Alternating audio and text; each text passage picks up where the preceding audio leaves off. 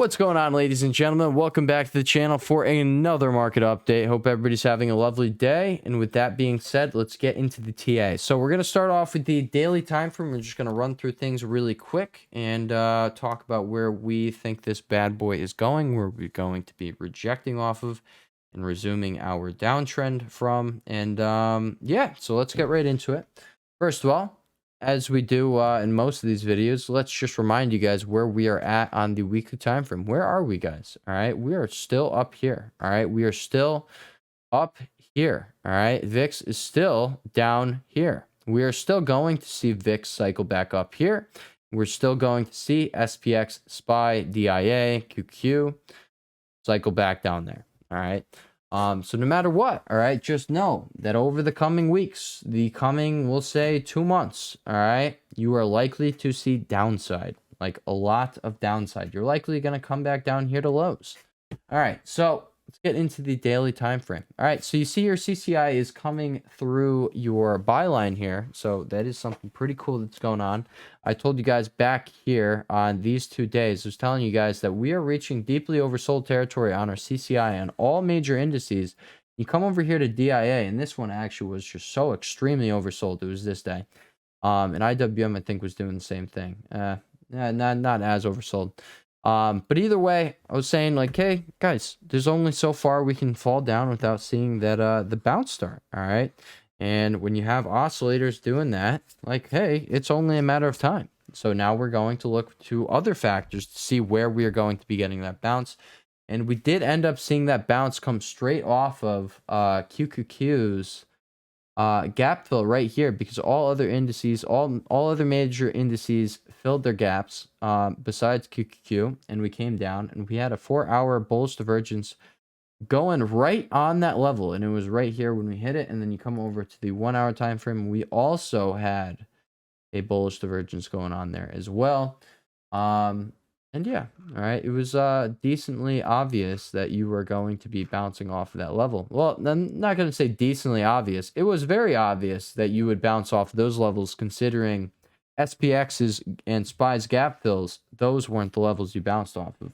So, and you had your oscillators all the way down there. Like I said, it was only a matter of time until you have to look towards other factors to, like, what is going to be giving you that bounce. QQ gave us that bounce. But either way, you have your daily oscillators. Your daily oscillators on your indices are cycling back up. They're coming off of oversold lines, getting the bounce they needed, the bounce we knew that they needed to have before continuing lower, because we don't just fall off the cliff here, guys.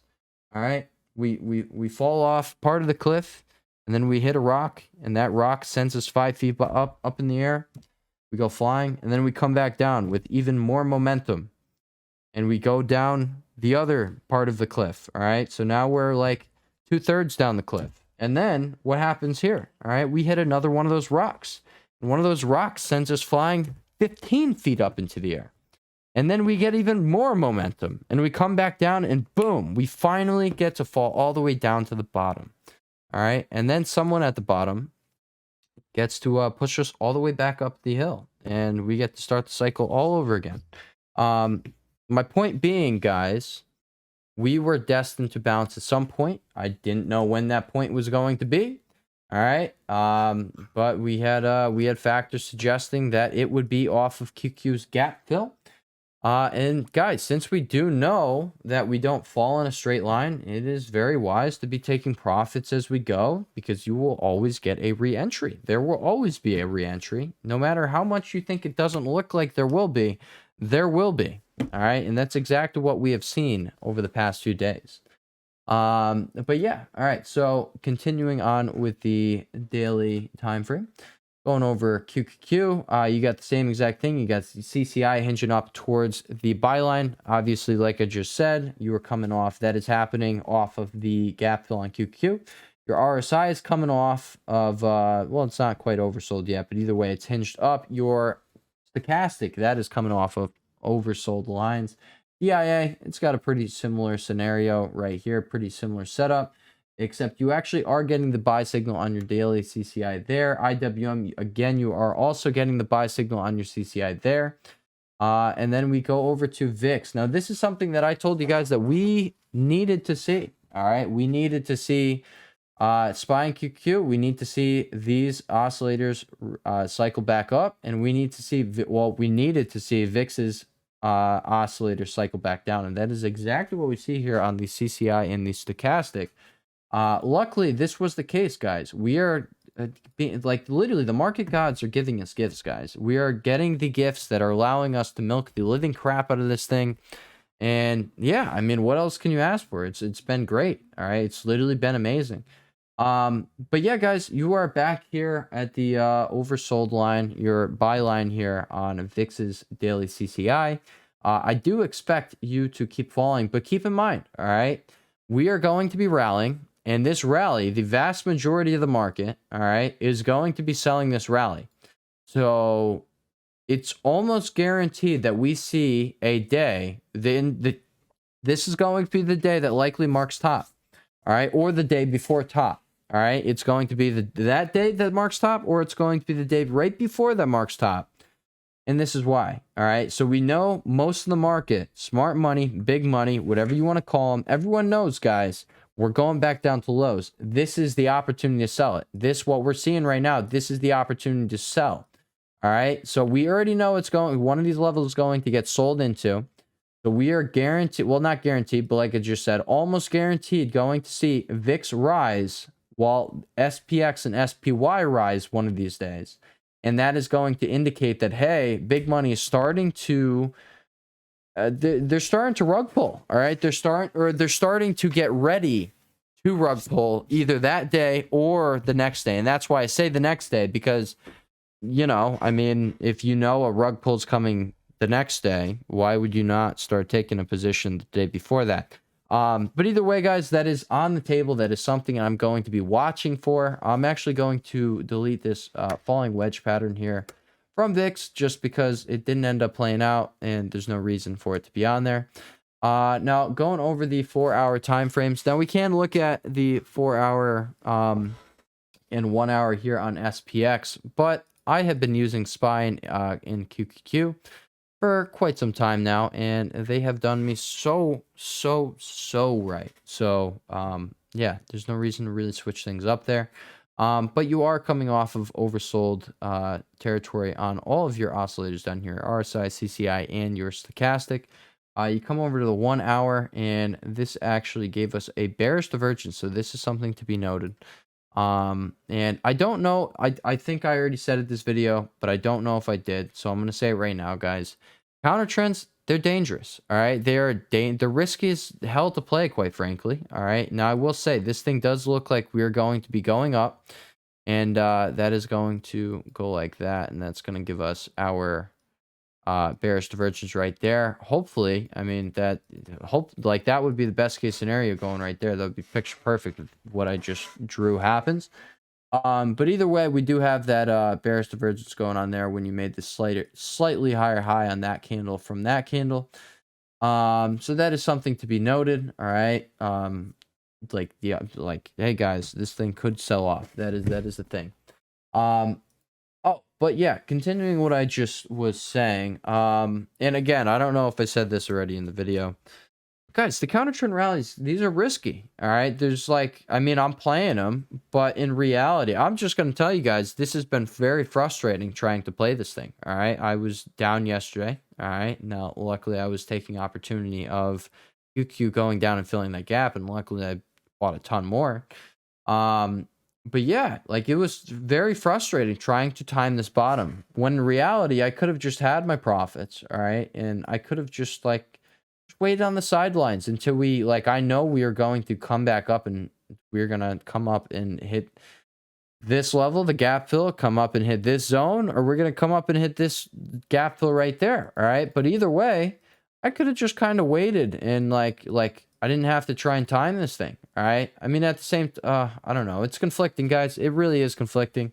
What I'm trying to get at is the way less stressful way of playing this thing, trying to catch that move. And then you start seeing your oscillators come down here, all right? You start getting your warning signs that you're going to start seeing buying pressure step in. So you sell, all right? And you literally just wait for the re-entry. All right. And you just literally just eyeball each of these levels. You just eyeball them. All right. You're just watching them all day. And then you're just waiting. Instead of being on the edge of your seat down here on this day and on this day, being like, oh crap, like this is the level to do it. Come on, come on, come on, come on. Like, you know, there's just no point in putting yourself through the like, quite frankly, the pain that I put myself through past the past few days. So yes, it did end up paying out today. It didn't pay out as nearly as much as I thought it would. I mean, the move has, honestly, in my opinion, the counter trend move, I'm not going to say just begun, because like I said this video, like, hey, it's going to be this level, it's going to be this level or this level. So if it's going to be the 387.89, there you go. And conservatively, or to be conservative, this is where I am taking profit on most of those calls, and I'm going to be entering, I'm going to start my put position. I'm going to be entering 1/3 of my desired put position there. I'm going to be entering the other 2/3 at this level right here. So that level. So you got 1/3, 2/3 right here. All right. So now between these two levels right here, we have a full position. All right. This is my full desired position. All right. I want to have, personally, I want to have $30,000 in the short, in January 20 puts for this next move lower. Because holy Jesus, that is going to take me to the golden realm. Yeah, not this specific trade. I mean, well, yeah, that is probably going to bring me over 100K. But who cares about this specific trade, guys? Who cares? We're gonna keep nailing it here on the channel, like straight up. There's nothing else to say other than that. Like, we will keep nailing it. It's very, very unlikely that we honestly even have any one of these moves that we miss. Like, straight up, we are watching here each and every day. All right, looking at the factors that literally tell someone, hey, the move's starting, the move's ending. It's hard to miss these things. All right, but I will say we did miss. Well, I'm not going to say we. Hopefully, you guys didn't do what I did. But I remember it was just like right here was just holy pain, dude. Holy freaking pain.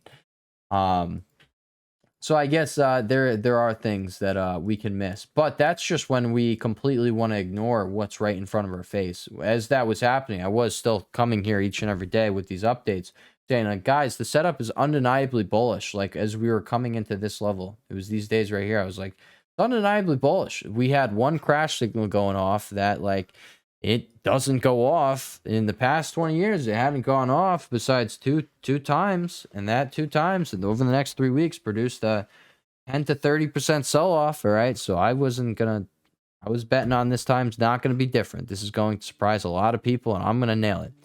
I didn't nail it. That is the short story. I did not nail it at all. But either way, all right, it was experience under my belt, and that makes me happy. All right, so let's carry on. We went over the daily time frame. Let's go over the 4-hour time frame. I know we were talking about SPX, and that is when we ended up straying off and talking about whatever we just talked about for like 10 minutes, whatever. Maybe it wasn't 10 minutes. I don't know. It's a 13-minute video. Unlikely that it was 10 minutes. But either way, guys, I am expecting you to do that, and I do think, hey, like, we have the chance that it happens at this level right here. Just because your 4-hour stochastic is already up here, and this is literally where we did that last time. But keep in mind, your CCI is not in oversold territory yet. So there is the chance we end up going up through. I mean, either way, I'm going to say it is highly likely that we at least come up and fill this gap fill. I would be so shook if we came up so close to that gap fill and reversed off of it. And that was it. I would literally be so shook. I don't expect that to happen, guys. I really don't. But again, it can happen, and I will be so shook. I will be so butthurt that I did not get to sell my calls, and I did not get to enter my puts. I really will. But personally, guys, to me, it's looking like we are not going to be stopping at this level, and we're going to be coming into this level right here. All right. Let's look at QQQ. All right. As we already mentioned, you had the 4-hour bullish divergence going on there, as well as the 1-hour bullish divergence going on there right into your gap fill. And yeah, I mean, you still got room to run. This is giving me a bit more I mean, I'm not even going to say I'm unconfident that you're going to be filling this level. Like, I'm extremely confident you're going to at least come up to 387.89. It's coming up to this level that I am nervous about. All right. Just because, again, I mean, this is my FOMO. I'm being open with you guys. This is my FOMO talking. I am probably going to enter this early because I don't want to miss. I don't want to see a rug pull and me not print heavily that day. I just don't. I really don't want to miss it. So I'm telling you guys what I'm doing, all right? I'm not going to say it's the best thing to be doing. I'm going to tell you guys, for me, myself personally, I know myself so freaking well, all right? I have FOMO like a motherfucker, all right? Pardon my French. So yeah, that's what I'm going to be doing about it. But again, it's probably not the best thing to be doing for everyone. And we have factors suggesting we are going to be going up here. All right, we're going to come back past here and we're going to at least come up and test that. QQCCI is in that middle range along with its stochastic. DIA is looking more like SPYs. IWM, it's got the same thing. So yeah, guys, we really are at a point where the sell-off can start to resume. Our daily CCI here came back up. Obviously, it hasn't cycled all the way back up here, but it gave itself a lot more room. All right, but now that it did do that, this is what I think is going to be happening. I think we are going to probably going to have a setup like that. History doesn't repeat itself, but it rhymes. And I think that's what we're going to have here happening. We had our CCI dip down. I think we're going to see it reset quite a bit. I don't know how far it comes. All right. But maybe that provides fuel to get up to either that level or that level. Anyway, guys, I think there is a solid shot we end up coming up, and it's going to be this level or this level. I actually, now looking at the setup, I will say right now, I say it's very unlikely that we reverse off of this 387.89 level. All right, but it's possible because of what I just said. Like, it is possible. Like, this is like the starting setup of like, hey, you can start selling now. All right, that's that. But again, it is, in my opinion, likely that we will, carry on up to those levels. All right, look at that. Mara is making a new low. Look at that, dude. That is so freaking beautiful. Looking at the hourly time frame over here on SPY. We already looked at SPXs, right? Yeah, we looked at SPXs, pointing out that bearish divergence.